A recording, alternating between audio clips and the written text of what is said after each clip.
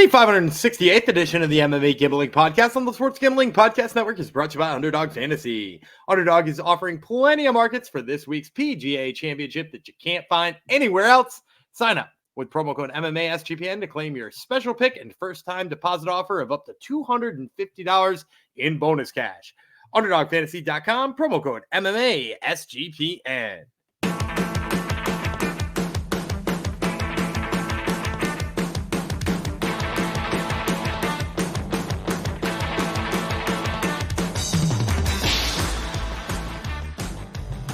Heidi ho, Degenerinos. Welcome to episode 568 of the MMA Gambling Podcast on the Sports Gambling Podcast Network. This one's going out to Kendall Grove, who Gumby name drops every once in a while. and my brother commented, told me, I remember Kendall Grove. He was my nemesis in the UFC video game, I guess. Yeah. UFC 2. UFC 2? Okay. Yeah. So there you go. Kendall Grove, this goes out to you. He doesn't fight anymore, does he, Gumby Vreeland? I hope not. God, I hope not. I feel like maybe bare knuckle. It feels like maybe. Of course, knuckle. That's where everyone retires to now. Is bare knuckle. That's gonna be really just heard. He's the co-host with the Mo host. I am Jeff Fox, the one who tries to steer the ship. I'm the one who actually takes it off course more often than not. So, thank you for coming to the show. We've got the other second half of our UFC Fight Night. Barboza versus Murphy episode here, aka UFC Vegas 92. This is the top 5 fights of the night. This coming Saturday night. So we're going to get you all those, get you winning picks for all those, and then we're going to hit you with our fancy plays at the end. So I forgot to ask you last episode, Gumby. Actually, I didn't have to ask you, but we talked about how bad the fight card is. What do you think of the main card, Gumby? The same. How about I turn a question around on you? Sure, that's do it. More Go funny ahead. Answer. How about I ask you, how many of these fights do you think we're going to agree on? Because we agreed, by the way, go back and listen to the prelim episode. It's already in your feed. And if you're on YouTube, it's probably one of the related videos right next to you.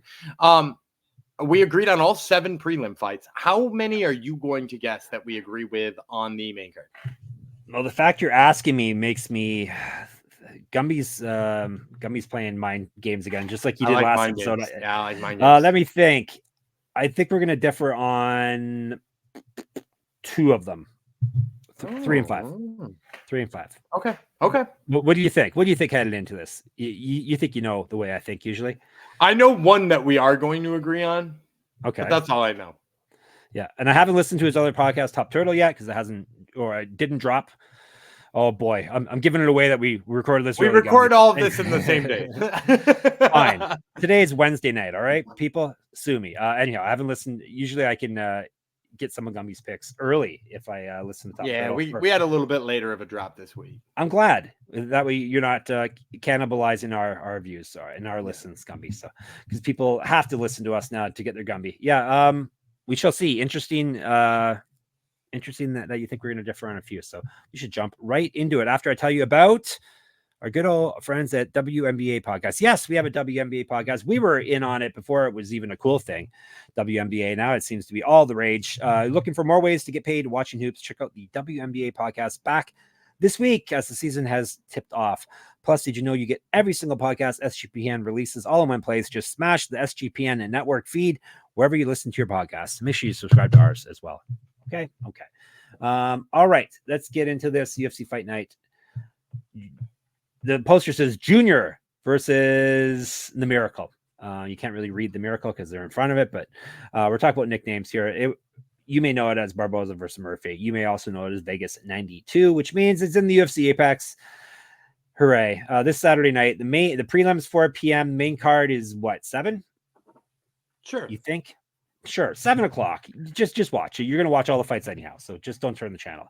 And we're going to break down the top 5 for you right now, starting with another women's fight, which is good. A lot of women's fights on the prelims, and we start the prelims and the main card with a women's strawweight fight. Angela Hill, U.S. versus Luana Pinheiro, Brazil. 3 5-minute rounds, and we shall tell you about Pinheiro first. 11-2, 2 knockouts, 5 submissions. She's been knocked out once, 3-1 in the UFC, 9-1 over her last 10. She did get TKO'd in her last fight. 1-0 contender series, 0-1 in pro grappling. 7 years younger than Hill. Better grappling stats. She's been outstruck in the UFC in the contender series by 0.49 strikes per minute. She's at plus 120. Overkill Hill is 16-13 with 5 knockouts. She's been submitted twice. So at the very least, she's durable. 11-13 in the UFC over 2 stints. However, she's won 3 of her last 4, including her last fight.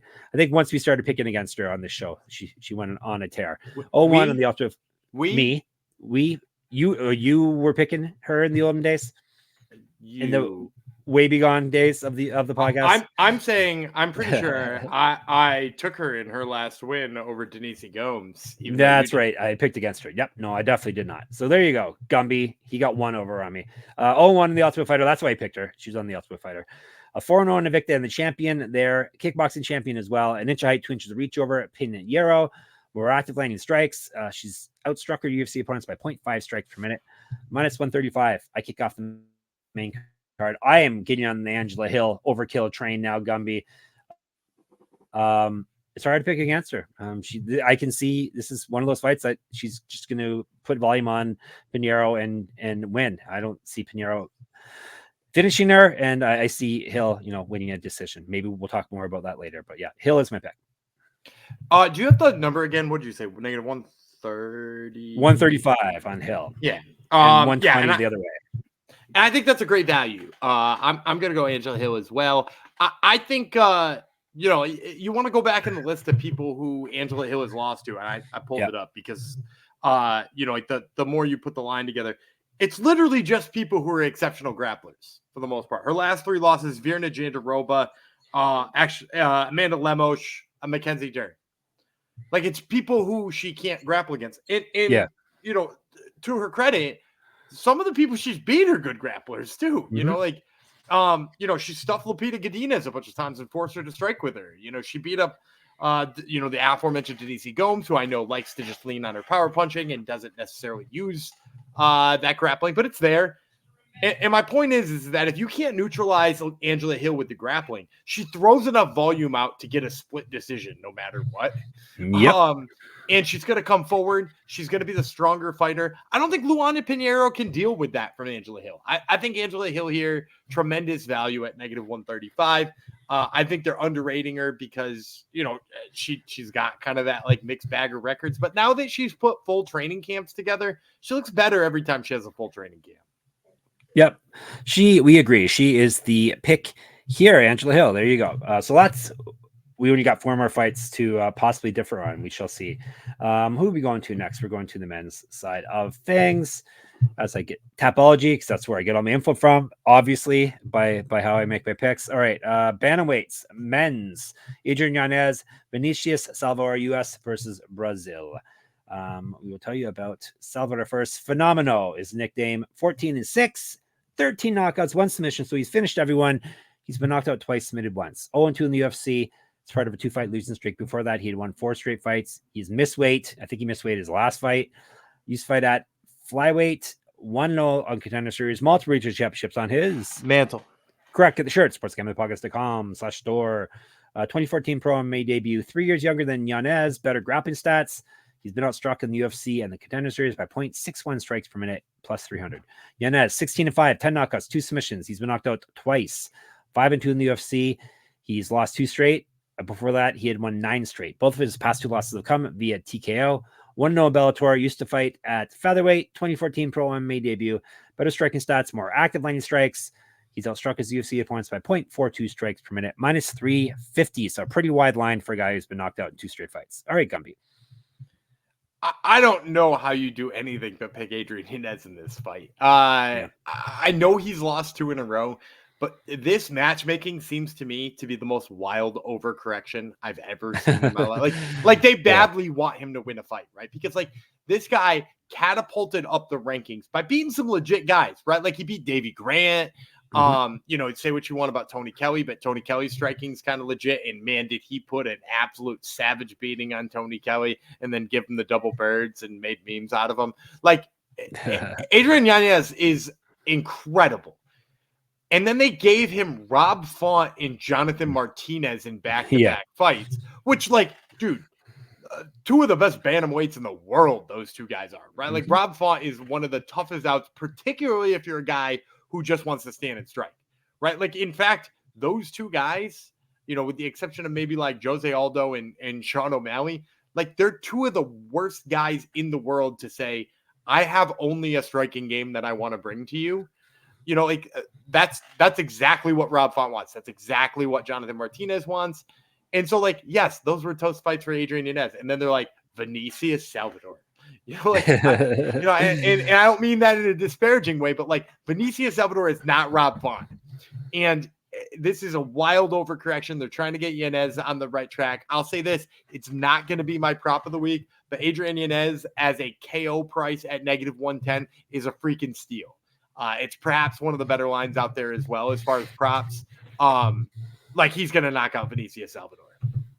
Oh, he's very certain of it, ladies and gentlemen. So yeah, Yanez is my pick as well. This is one of the fights like, oh, I can't pick Yanez. He's been knocked out 2 straight. And then I saw who he's fighting. I'm like, okay, yeah, I got to pick Yanez. I think he's legit, by the way, too. Like I still really believe in Adrian Yanez.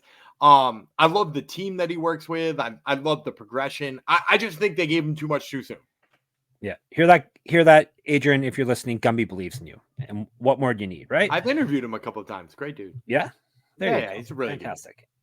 Gumby's not against going against people that actually sit down for interviews with him too. So he's not just playing favorites here. All right, we're moving way up. Not way up. Watch weight. That's how far up we're going. Ramiz, Brahimaj, US, Themba, Gorimbo. He's from a good flag place, Zimbabwe. And this is, as I said, good flag place. A good flag place. African flags are good. Colorful flags. There's your episode title. Good flag title. A good flag place. And last episode, I think it'll be she's a female tractor. That's a pretty good line. All right. That's the most important thing I do on both. That's basically the most effort I put into it.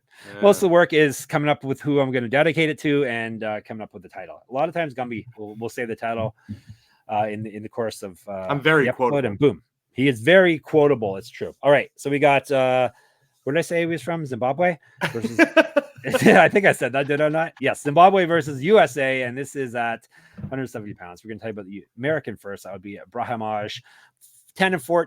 10-4. Good body. 10 submission wins. So that's the only way he has won. He's been knocked out 1 time. 2-2 in the UFC. Loss win. He has not put together 2 straight wins or losses in what? That was 8 straight fights there. One is the last fight via submission, so you know what's coming. That was back in February of 2022. Where has he been, Gumby? Not Zimbabwe. He's the American. Where has he been? I don't know. It definitely. He had a weird spinal infection that he thought was gonna have to force him to retire. I just literally read an article about it this morning. Did you interview him before this infection? No, I interviewed him right before his ear almost got knocked off, though. There you go. It's still all adds up here. All right, so he's not fought since February 2022.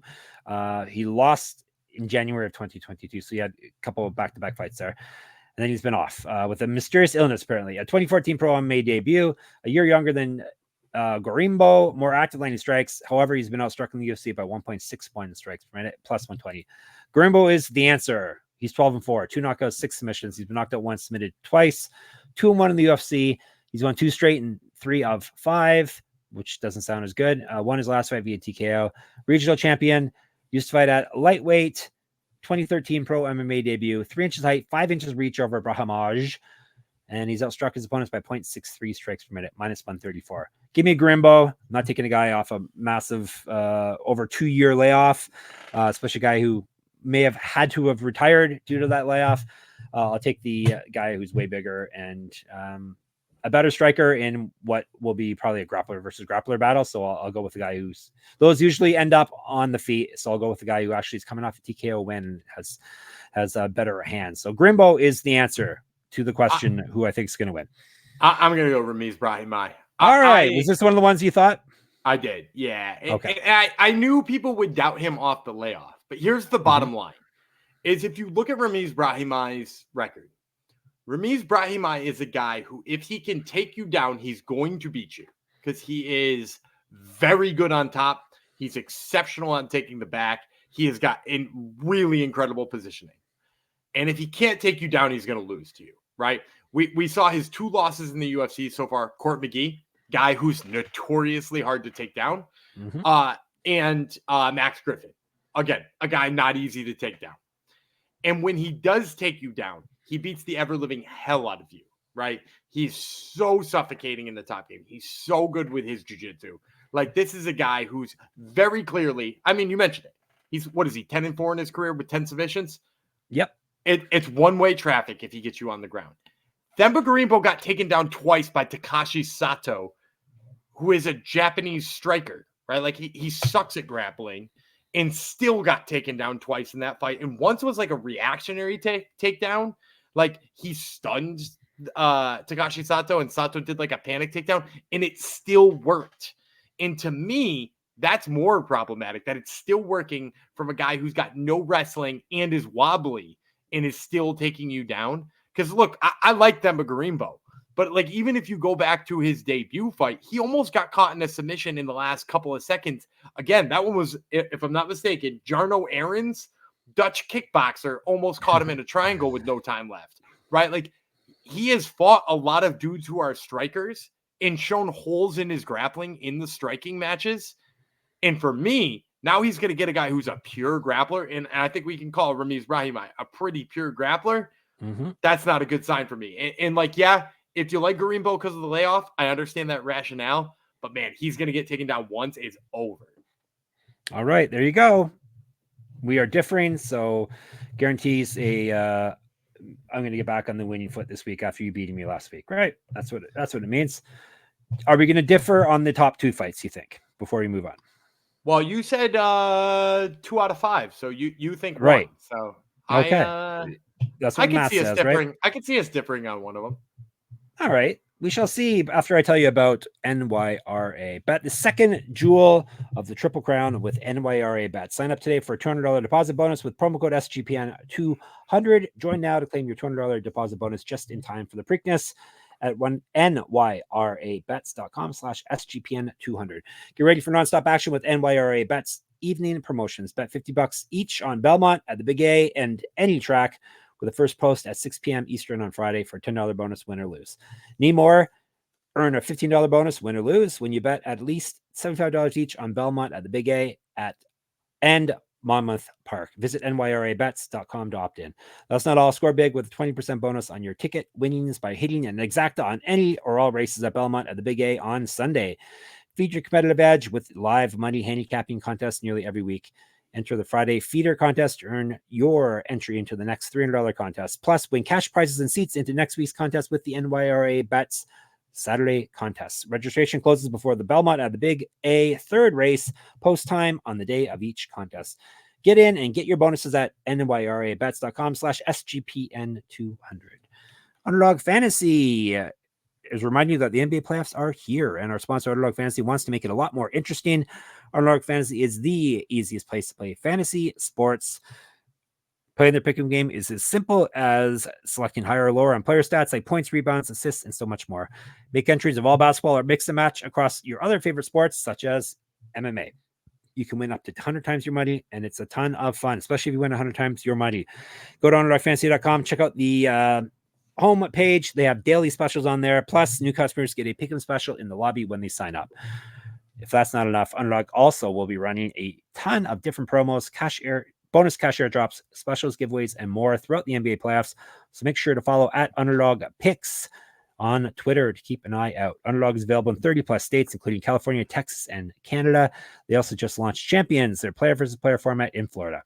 Sign up with our promo code MMA SGPN to claim your special pick and first time deposit. Offer up to $250 in bonus cash. Underdog Fantasy, promo code MMA SGPN. All right, the last two fights are the co-main event. We talked about this one, how amazing it is that it's a co-main event fight. It is a welterweight fight. Khaos Williams, US, Carlston Harris from Guyana. Sadly, it's only 3 5-minute rounds. They're not giving them the 5-minute round co-main event. Yeah, it is a bummer, like they do sometimes. All right, Mocambique is Harris's nickname. We talked about this before. Do we know why he's Mocambique? I'm pretty sure it's the area he's from in Guyana. Okay, right. I think you told me that too. There you go. Gumby knows the stuff. Harris, 19-5, 5 knockouts, 6 submissions, been knocked out twice, 4-1 in the UFC. He's won 2 straight, including his last fight via submission. Was regional champion, 2011 pro MMA debut. Better striking stats, better grappling stats than Williams. He's outstruck his opponents by 0.49 strikes per minute. He's at plus 115. Khaos, the Ox Fighter Williams. And Khaos is already his nickname. It's really Kalen Williams. I know your government name, sir. He's 14-3, 7 knockouts, 1 submission, never been finished in a fight, 5-2 in the UFC, 3-1 over his last 4, including winning his last fight. That was back in May of 2023. He was off fighting oxes, I think, over the past year or so. He is an ox fighter. Yes. Does he fight oxes or is he an ox? You could take it either way, right? I've talked to him about that nickname before. Not on this week's episode, but I have talked to him about that before, and he said it has to do with the way that an ox is physical, and he's physical in the same way. All right, fantastic, great to hear. Was regional champion, an inch of reach, 7 years younger than Harris, twice more active landing strikes. He's outstruck his opponents by 0.44 strikes per minute, minus 125. Gumby, my turn. Yes. I'm going to go with Carlston Harris as a dog here. Me too. We're not different on that. I'm kind of surprised on this. I thought you were going to go Khaos Williams. No. First of all, Carlston Harris, I think the biggest attribute he has is that he's dangerous for 15 minutes. Mm-hmm. Even when he looked really bad against Jeremiah Wales for 10 minutes, he like snuck in that submission at the end. His submission skills are really sneaky. Khaos Williams is the layoff, which obviously I'm a little bit worried about. Also, if you watch Khaos Williams, he's got a similar striking style to Jeremiah Wells in that his strikes are maybe not as straight as they ought to be, and maybe his defense is not as good as it ought to be. And not that Carlston Harris had like a good time against Jeremiah Wells, but like he had his moments. And he's really powerful, and I think that is going to deter Khaos Williams from throwing so much. I think you're going to see Carlston Harris submission game getting involved here. I mean, I'll maybe talk about this a little bit later on too, but like his subs are sneaky as hell. Anaconda chokes, Dars chokes, head and arm chokes. Like he's got it all. And I don't know that Khaos can be on the ground with him. So I'm going to go dog here. I like Carlston Harris. Yes, as do I, as I said, Khaos, the layoff Williams, we could call him. Yeah, you got to worry about the grappling, and Harris has got some decent hands too. So let's go with the dog money here. I like getting some plus money in the co-main event. Let's see what we're gonna do in the main event. This is a we poo-pooed the card, but this is a maybe not main event worthy fight, but it's gonna be a sick fight. Yep. And if it was, on a co-main event of a card, we would probably be enjoying it more, but it should make a difference, really. We watch it all anyhow, right? All right, this is Edson Barboza versus Lerone Murphy, and this is at featherweight, and this is 5 5-minute rounds. And we're going to tell you about the veteran, Mr. Barboza first. Junior is 24-11, 14 knockouts, 1 submission. He's been knocked out 4 times, submitted twice. 18-11 in the UFC. He's won 2 straight fights. Before that, he lost 2 straight. He's not lost a fight since March of 2022. He used to fight at lightweight. He's got multiple regional championships on his mantle. Correct. Get the shirt. sportsgamblingpodcast.com/store. Get sticky with it. 2009 pro MMA debut. He's been around. He also was a pro kickboxer. He's got 2 inches height, 2 inches of reach over Murphy. More active landing strikes. He's been outstruck in the UFC, though, by 0.16 strikes per minute. He's at plus 122. Lerone, the Miracle Murphy, 13-0 with 1 draw. That's the only blemish. He's 7 knockouts to his credit. 5-0-1 in the UFC. He's won 5 straight fights. Was regional champion. Used to fight at lightweight, 5 years younger than Barboza. He's outstruck his opponents by 1.25 strikes per minute, minus 140. I'm going dog again, Gumby. I'm going dog in the main event and the co-main event. There are levels to this. I don't think Murphy has shown that he's on this level yet. Maybe this will be it. Maybe this will show us that he's on this level. But Barboza is a extremely tough out. I don't think, and he hits like no one else hits as well. Murphy's surely will never have been at least leg kicked the way he's going to get leg kicked by Barboza. So I think Barboza is definitely worthy of a live dog player, especially considering he hasn't shown that he's slipping in his older age as well when he 2 straight fights. So give me Barboza. We only differed on 1 fight. I'm also going to Barboza. I'm a little shocked you are, because I know sometimes you see that undefeated record and you see. Look who he fought. Not only look at who he fought, he lost to Gabriel Santos. We're not doing revisionist history. Yes, you are. Pull up MMA decisions.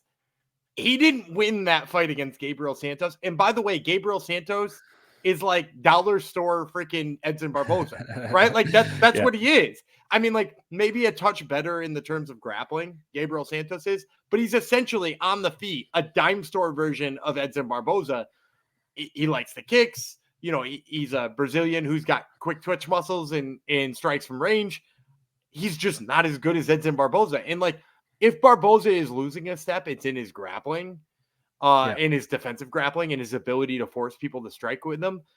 But like, I don't know that Lerone Murphy has the skills to exploit that, right? And so like, if you're telling me Lerone Murphy is going to spend 25 minutes on the feet with Edson Barboza and live to tell the tale and be better for it at the end, dude, I don't believe you. And to see 122 on the other end of it, man, yeah, I think Barboza is one of the best plays of the weekend. Yeah, give me Edson Barboza here. Gumby's calling you a liar. He does not believe you if you try to tell him all that stuff. So that's crazy. He doesn't believe you. All right, let's recap, and then we'll get you our fancy dancy plays. We'll have Barboza. Huh? Only one difference again. I know. Yeah, both have Barboza, both have Harris. So we're going dog in the top two fights. So you got to love us for that. Here's one we different. I have Gorimbo. Here's Brahimaj. We both have Yanez. We both have Overkill, Angie Hill. All right, before I give you the fancy plays, one last thing to tell you about. I'll tell you a place you can spend some of the money that we're going to help you earn, and that is at Game Time. You don't have to spend too much. Game Time is the spot to go for last-minute tickets, and they also have amazing deals on there all the time, checking out tickets. And I'll be on there even more now that they are the authorized ticket marketplace of Major League Baseball, which makes getting tickets even faster and easier. Prices on the Game Time app actually go down the closer it gets to the first pitch. With killer last-minute deals, all-in prices, views from your seat, and the lowest price guarantee, Game Time takes the guesswork out of buying MLB tickets. They got last-minute deals. That's their big thing. You can save up to 60% off buying a last-minute for sports, concerts, comedy, theater, and more. They got Game Time ticket coverage. Your purchase is covered with the most flexible customer service policy in the ticketing industry, lowest price guarantee, or they'll credit you 110%, and a bunch of other amazing things. So you can check it all out and take the guesswork out of buying tickets with Game Time. Do that by downloading the Game Time app. Create an account and use code CFBX for $20 off your first purchase. Terms apply. Again, create an account and redeem code CFBX for $20 off. Download the Game Time app today. Last minute tickets, lowest price guaranteed.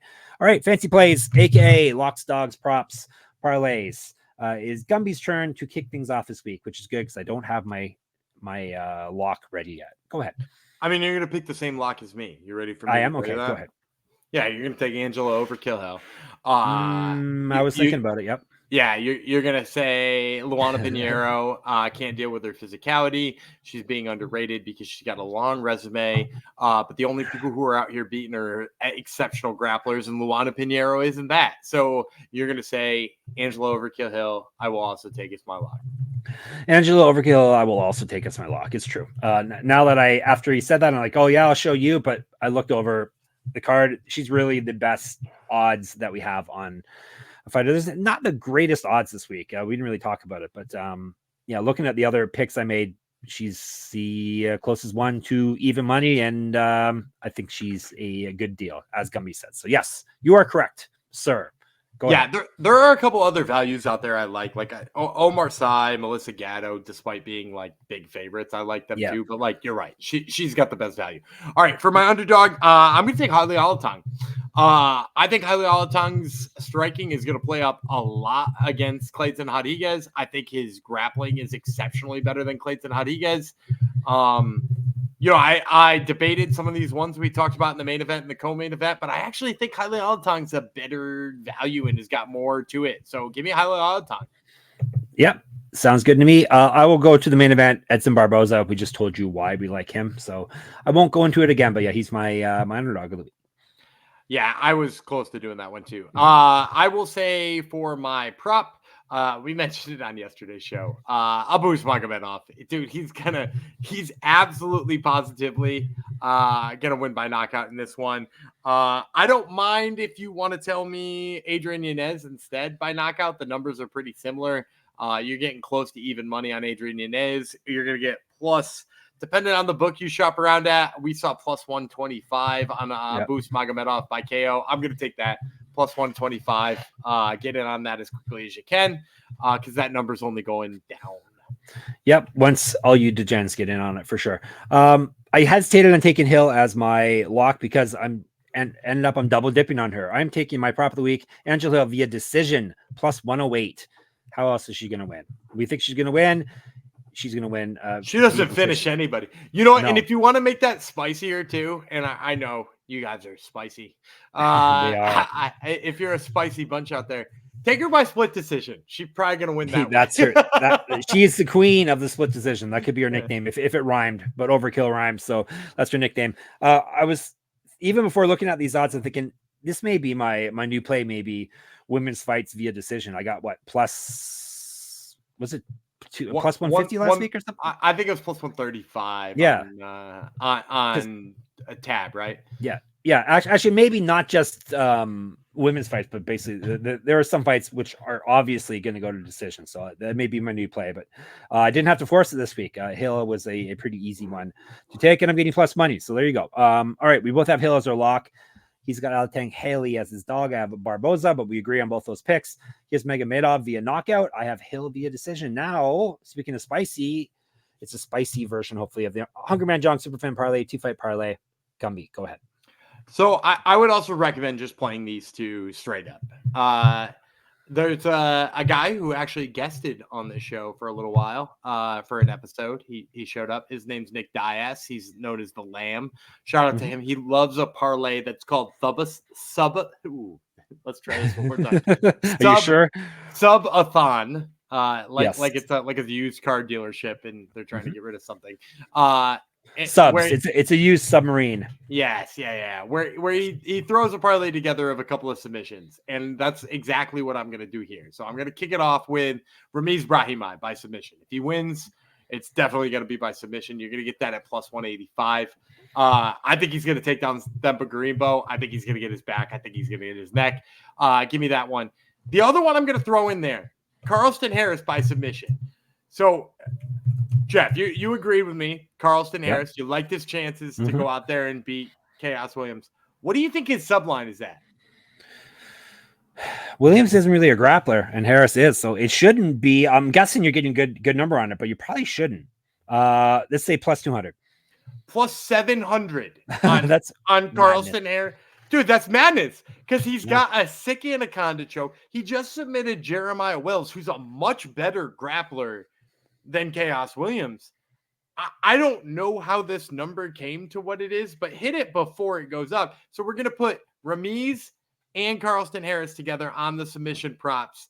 Plus 185, plus 700, you're going to get plus 2180. Ooh, 2180? 80. Fantastic. And it's going to win too. This is the week. I can feel it. Without knowing your picks, I said, hopefully it's a spicy one this week. And boy, it's spicy. It's a spicy one. It's a spicy meatball. And a Subway, if someone who works in corporate and Subway are listening, Subathon, and Gumby said it here. I tried to say it at least. Yeah.